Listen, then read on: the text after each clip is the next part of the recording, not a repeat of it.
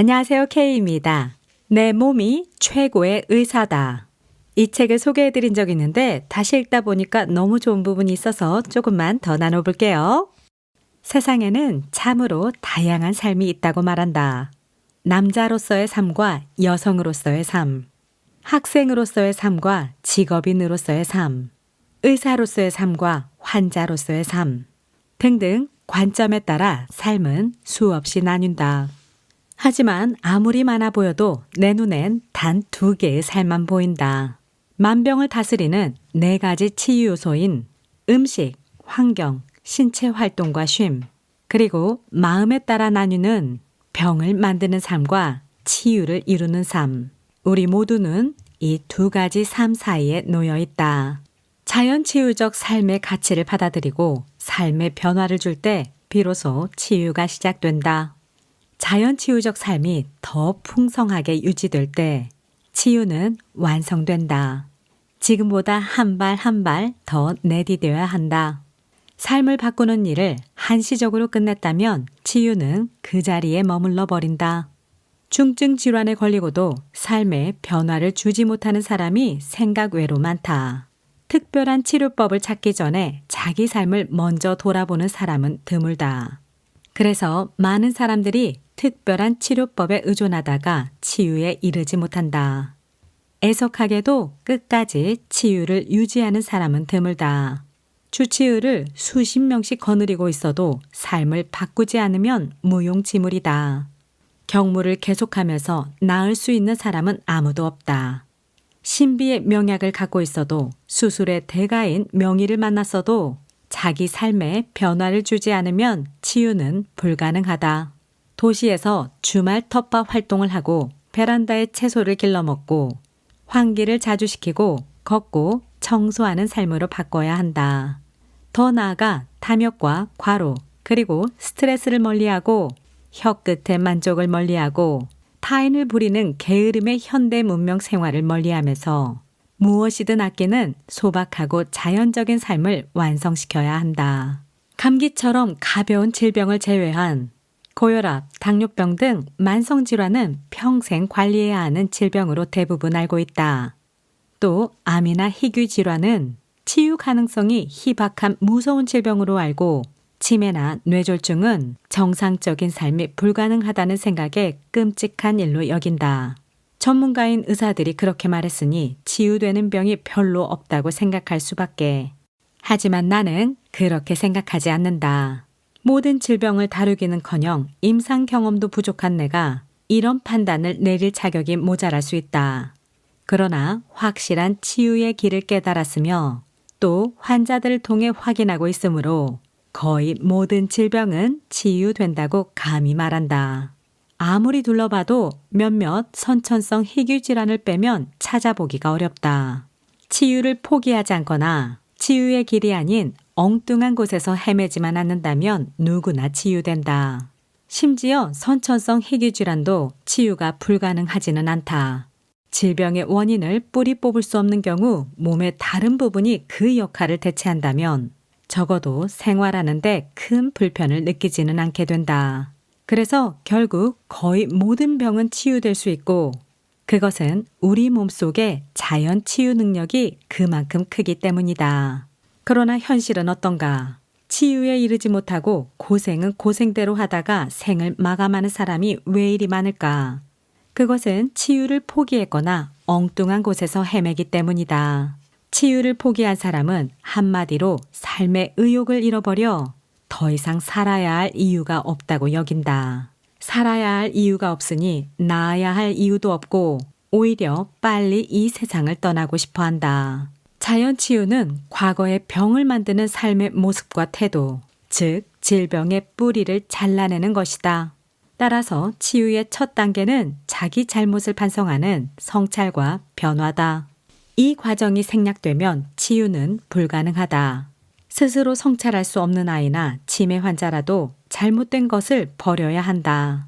아이들과 치매 환자를 치유하려면 부모와 보호자들이 올바른 길을 걸어가야 한다. 물론 치유의 길로 들어선 초기엔 의존하고 의지하는 것도 필요하다. 그러나 결국엔 홀로 서야 한다. 치유는 남이 대신해 주지 않기 때문이다. 그래서 스스로자 자연 치유다. 하늘은 스스로 돕는 자를 돕는다. 하늘 아래 자연 역시 스스로 돕는 자에게만 축복을 허락한다. 함께 걸어가고 함께 어깨를 부축해서 갈 수도 있다. 하지만 어디까지나 자신이 걸어가야 한다는 마음을 키워야 한다. 그래서 치유 안 되는 병은 없고 치유를 포기하는 삶만 있다. 치유를 포기하는 삶에는 치유는 없다. 자연의 순리, 자연의 법칙을 거스른 자는 누구나 그 대가를 치러야 하며 대자연의 품으로 돌아오는 자는 치유의 축복을 얻는다. 암 선고를 받으면 암에 걸린 당사자나 가족들은 전전긍긍한다. 어찌할 바를 모르고 우왕좌왕한다. 이곳저곳 기웃거리며 돈을 날리고 시간도 흘려보낸다. 집에는 온갖 약들, 건강보조식품, 보조기구로 쌓여간다. 수술, 항암제, 방사선 등으로 몸과 마음은 만신창이가 된다. 이것이 일반 암 환자의 모습이다. 그런데 이와는 달리 암, 그것도 말기암에서 벗어나고 있거나 벗어난 분들이 종종 있다. 어떻게 가능했을까? 대개 암 환자와 가족들은 특별한 무언가를 찾으려 한다. 무슨 특별한 약이나 건강보조식품을 먹었는지 찾는다. 또 무슨 특별한 요법을 했는지 물어본다. 그리고 암에서 자유로워진 사람들이 먹는 특별한 보조식품이나 요법들에 매달린다. 물론 그것이 도움이 되었을 수도 있다. 하지만 암 진단 이전의 삶을 버리고 근본적으로 자연치유적 삶에 가까워지려고 엄청나게 노력했다는 중요한 사실을 대부분 놓친다. 그 결과 대부분 안타깝게도 보통 사람의 운명으로 내달린다. 만성질환이나 질병이나 암으로부터 벗어나고 있거나 벗어난 분들에게는 공통점이 있다. 비록 완전하진 않지만 살 수 있다는 믿음, 또 살아야 한다는 강한 의지, 하루하루 살아있음에 감사하고 남은 생을 후회 없이 살 것을 다짐한다. 그래서 그런지 그들의 얼굴은 암 환자가 아닌 사람보다 더 부드럽고 더 느긋하고 더 자신감이 넘쳐 흐른다. 또 건강 채식 위주로 밥을 차려 먹고 숲속을 걷고 시골에서 텃밭을 일구며 살아 움직이는 오늘 하루를 감사하며 숲과 자연의 축복을 누렸다는 점이 비슷하다. 물론 모든 분들이 똑같진 않지만 암 진단을 받기 이전과 전혀 다른 규칙적이고 긍정적인 건강 생활을 한다는 공통점이 있다. 다시 말해 어떤 치료를 받았는지와는 상관없이 질병의 뿌리를 근본적으로 뒤흔들어 놓아 병이 사그라질 수밖에 없게 만들었다는 점이다.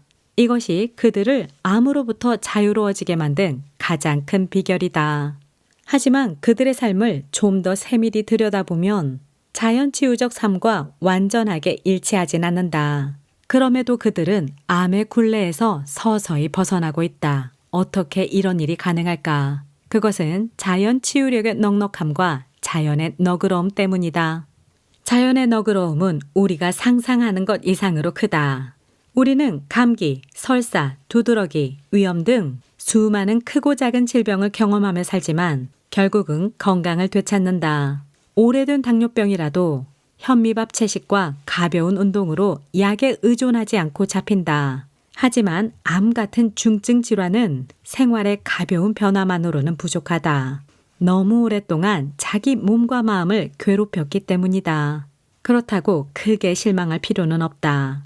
그동안 괴롭혀왔던 삶, 질병의 뿌리를 벗어던지고 건강한 삶으로의 변화를 주면 머지않아 대부분 회복된다. 이제껏 살아왔던 삶의 모습과 태도를 돌아보고 성찰하여 던져버리고 건강한 삶으로 채워나가면 암에서 벗어날 수 있다. 말기암 환자라도 몸 안에는 아직 암을 이길 충분한 힘이 남아있다. 이 힘이 있기에 종종 암에서 벗어난 암 환자를 만나게 되는 것이다. 그러나 안타깝게도 대부분은 이런 자연의 넉넉함을 이해하고 받아들여 희망을 거는 환자가 별로 없다. 그래서 대부분 보통 사람처럼 생을 마감하게 된다. 아직 살아있다면 지금도 늦지 않았다. 희망이 없다고 느끼는 그 순간에도 우리 몸속 의사는 계속 움직이고 있다. 자연을 학대하고 괴롭혀도 자연은 결코 쉽게 우리를 포기하지 않는다. 포크레인으로 산과 들을 파헤쳐 벌거숭이를 만들어도 더 이상 건드리지만 않는다면 다시 꽃을 피우고 숲을 이룬다. 수술, 항암제, 방사선으로 우리 몸을 만신창이로 만들어도 종종 암에서 이긴 사람을 보게 된다. 자연요법이라는 꽃과 나무를 심어도 좋지만 아무것도 심지 않아도 결국 더 강한 생명력이 아름다운 들풀과 나무로 채워준다. 그러나 한 번 터져버린 암의 세력은 무섭게 내달리며 짧은 시간 내에 잡히지 않는다. 그렇다면 암은 얼마나 멀리 퍼져나갈까? 달려온 속도, 바로 병을 만들어 온 삶의 크기에 따라 제동 거리는 달라진다. 술, 담배, 육식, 스트레스, 도시생활, 과로 같은 100km로 달려왔다면 100m 이상을 가서 멈추고 이 중 육식과 과로와 같은 몇 가지로 60km로 내달렸다면 60m를 더 간 뒤에 멈춘다. 브레이크를 꽉 밟아도 누구나 밀려나간다. 이것이 자연의 법칙, 바로 관성의 법칙이다. 브레이크를 밟는 강도에 따라서도 달라진다. 약하게 밟으면 더 멀리, 힘차게 밟으면 조금 짧은 거리에서 멈춘다. 비가 퍼부을 때가 아닌 비가 약해지거나 멈춘 뒤 돌무더기를 부으면 그때는 터진 둑을 어렵지 않게 막을 수 있다. 터진 둑을 막는데 가장 기본은 쏟아붓는 비, 바로 질병의 뿌리를 멈추는 일뿐이다. 이 기본이 바로 자연치유적 삶이다. 즉, 병을 만드는 삶에서 자연치유적 삶으로 얼마나 빨리, 얼마나 크게, 그리고 얼마나 확신을 갖고 걸어가느냐에 따라 천차만별로 달라진다. 마음이 흔들리면 그만큼 더 멀리 간다. 감기나 배탈과 같은 가벼운 급성질환은 며칠 또는 몇 주 쉬면 그만이다. 당뇨병은 몇 주일 또는 몇 달 이상, 말기암은 적어도 수개월 이상 걸린다. 그동안은 여러 증상들로 고통받는다. 다시 말해 아플 만큼 아파야 치유된다는 말이다. 이 기간을 건너뛸 방법은 없다. 누구나 뿌린 만큼 대가를 받아야 한다. 많이 뿌렸다면 많은 대가를 치러야 한다. 아플 만큼 아파야 한다. 이것이 자연의 법칙이다. 비록 내달려온 속도에 따라 멈추는 거리가 달라지지만 브레이크를 계속 밟고 있으면 결국에는 멈춘다. 약하게 밟고 있어도 놓지만 않는다면 결국 멈춘다. 이때야 비로소 검사 수치도 안정화된다. 그러나 낭떠러지가 나타나기 전에 멈추어야 한다. 우리는 이 기간이 더 길어지지 않도록 마음 써야 한다. 하지만 안타깝게도 많은 사람들이 고통의 기간을 늘리며 남은 수명까지 단축시킨다. 자기 삶을 돌아보고 참회의 변화에 힘써야 할 시점에 이런저런 특별한 치료법에 시간과 돈과 에너지를 낭비하며 치유로부터 점점 멀어진다. 아픔을 헛되게 보내지 마라. 아픈 만큼 성숙해져야 한다. 뜨거움에 대해 고통을 느껴야 다시는 만지지 않는 습관의 필요성을 느낀다.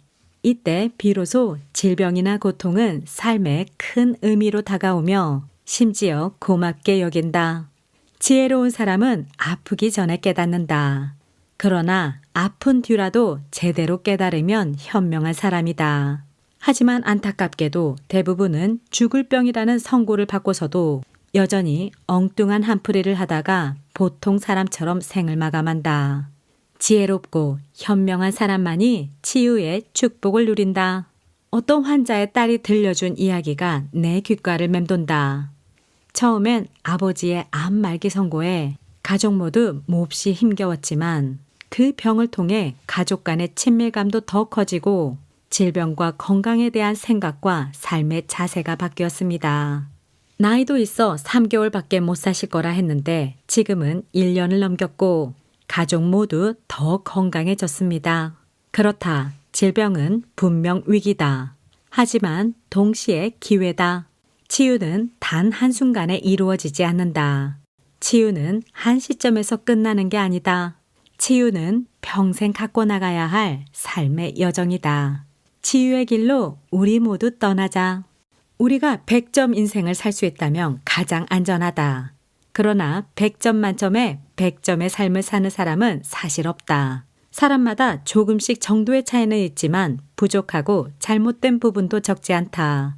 그래도 건강하게 살고 치유에 이른다. 바로 자연 치유력의 넉넉함 때문이다. 질병에 따라 사람에 따라 다르긴 하지만 평균 60점만 넘겨도 치유는 시작된다. 경우에 따라 그 점수만 유지해도 치유에 다다라 생을 마감할 때까지 큰 병치레나 재발 없이 잘 살 수 있다. 당뇨병이든 고혈압이든 디스크든 아토피든 대부분의 질병 환자들은 이 정도에서 치유된다. 반드시 숲의 털을 잡고 직업으로 농사를 선택해야만 치유되는 건 아니다. 도시에서 살더라도 현미밥 채식을 오래 씹어먹고 낮 동안에 적당히 신체 활동을 늘리는 것만으로도 대부분의 당뇨병과 고혈압은 치유된다. 일단 마음을 먹고 길을 떠나기 시작했다면 치유는 작동한다. 치유의 길을 걸어가면서 무엇을 더 바꾸어야 할지, 왜 바꾸어야 할지를 생각하고 공부하면서 점점 박차를 가하면 치유 속도는 점점 더 붙을 것이다. 당장 현미밥으로 바꾸고 다양한 채소를 섭취하고 육식을 줄이고 오래 씹어먹고 또 다음엔 산책을 시작하고 그 다음엔 일찍 잠을 자고 자연치유적 삶의 깃발을 향해 그렇게 조금씩이라도 걸어가라. 100점짜리 자연치유적 삶의 목표에 아직 도달하지 못했다고 불안해하지 마라. 평균 60점을 목표로 하고 하루하루 성실하게 그리고 감사하는 마음으로 보낸다면 거의 대부분 치유에 이른다. 그러나 가끔 평균 60점을 넘겨도 치유되지 않는 경우가 있다. 바로 과락이다.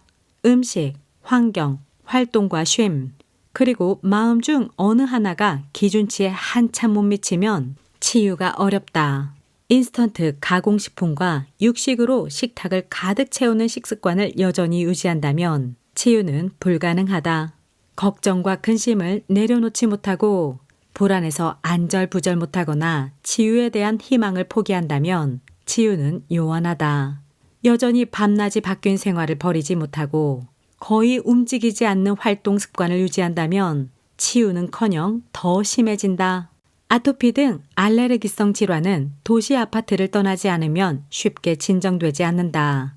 한 치과 의사는 고질적인 알레르기성 비염으로 고생했는데 하동 시골 황토집으로 이사한 뒤부터 사라졌다고 말하면서 환경의 중요성을 강조한다. 진단 이전과 같은 삶의 모습과 태도에서 벗어나 최소한 과락을 피할 정도는 되어야 한다.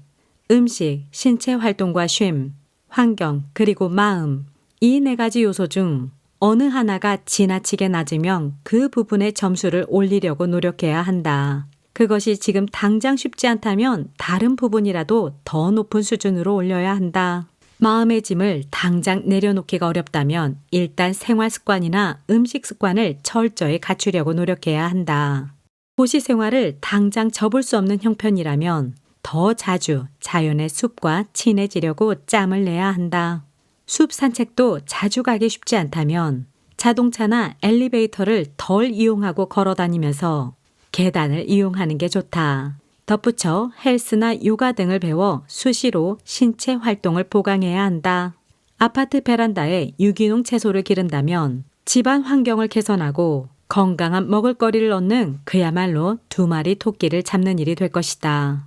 100점 만점의 건강 생활이 아니더라도 평균 60점만 넘겨도 치유는 시작된다. 와, 이렇게 해서 내 몸이 최고의 의사다. 읽으면 읽을수록 아주 좋은 부분들이 세세하게 많이 있는데 감기부터 암까지 병원 안 가고 낫는 법. 이 부분이 궁금하신 분들은 이 책을 한번 꼭 읽어보시기 바랍니다.